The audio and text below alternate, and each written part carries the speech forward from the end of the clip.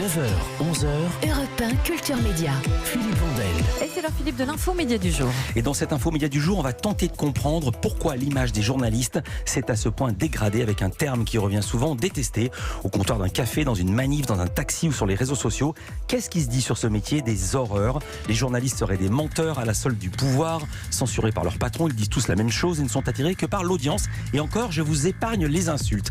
Détesté, c'est justement le titre d'un documentaire piloté par l'ESJ, l'École supérieure de journalisme de Lille, à la société de production Tournez s'il vous plaît. Il s'agit en fait de 6 modules, 6 portraits de jeunes journalistes qui racontent leur quotidien dans des médias très différents qui seront diffusés dans des classes de lycée. L'ambition, c'est de montrer à ce public d'ados parfois mal informés l'envers du décor et d'essayer de casser certains clichés sur la profession. Et on le sait, il y a du boulot. Justement, je reçois Joséphine Duteuil. Bonjour. Bonjour Philippe. Vous avez 24 ans, et vous êtes la réalisatrice de ce documentaire. Et côté de vous, Jules Giraudat. Bonjour. Bonjour. Vous avez 31 ans et vous êtes journaliste au sein de l'association Forbidden Stories, qui a pour mission de poursuivre les enquêtes des journalistes emprisonnés ou tués. On va revenir sur le sujet. Première question à Joséphine, comment est né ce doc ?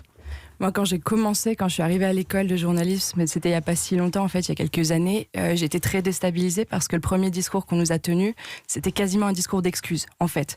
C'est-à-dire que les gens qui nous recevaient nous disaient « On est désolé, vous héritez d'une situation en termes de défiance qui est vraiment différente de ce que nous, on a connu, et vous allez commencer avec un rapport extrêmement dégradé au public. » Et je vous dis pas ça pour être dans le pathos, mais simplement, ça veut dire que pour ces dernières générations de jeunes journalistes, et pour la mienne, c'est un questionnement qui est permanent. Ça, c'est le constat. Comment est né le documentaire ? Le documentaire, c'était une idée de l'école de journalisme de Lille à la base qui disait on veut montrer ce qu'est cette dernière génération de journalistes aux jeunes en leur parlant d'une manière qui les touche peut-être un peu plus, et on veut incarner ça de manière moderne avec une liberté de ton, c'est-à-dire en parlant aussi de ce qui ne fonctionne pas. Alors vous avez suivi 6 profils, dont Jules qui est à vos côtés.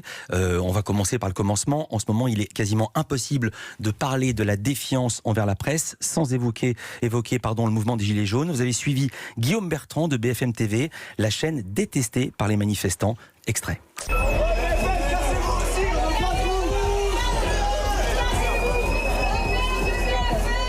Les gilets jaunes lambda, entre guillemets, non, ils parlent pas à BFM TV, c'est certain. Bah, ça m'embête parce que c'est mon rôle de donner la parole à tout le monde. J'interviewe des gendarmes mobiles, des CRS et des gilets jaunes. Le problème, c'est que la parole des gilets jaunes, du coup, elle est inaudible sur notre chaîne. Inaudible. C'est plus de la violence, c'est de la violence, de la rage. Comment vous l'expliquez ? D'abord, vous avez eu des difficultés à tourner à ses côtés ? Parce qu'on le voit, on voit un truc absolument dingue. Quand il fait un direct sur BFM TV, il fait croire qu'il est en ligne avec quelqu'un sur son téléphone portable sans dire qu'il est en direct et qu'il y a 1 million de personnes qui le regardent. C'était difficile de tourner ces séquences ? C'était un petit peu compliqué. Nous, une chose qui nous sauvait avec mon caméraman, c'est simplement qu'on avait un matériel qui est différent. Ouais. Et ce qu'il faut savoir, c'est que là, on était déjà peut-être au 10e acte des Gilets jaunes. Ouais. Donc il y avait des automatismes chez certains militants. Ils savent repérer les équipes de news, de télé. Donc ils reconnaissent les caméras. Ils savent dire ça c'est plutôt BFM, ça c'est plutôt d'autres journalistes qui travaillent pas pour ces chaînes. Nous on avait des appareils photo pour filmer. Ouais. Donc ils disaient vous c'est pas pareil. Nous on n'était pas des proies. Malgré tout, des insultes on s'en est pris effectivement.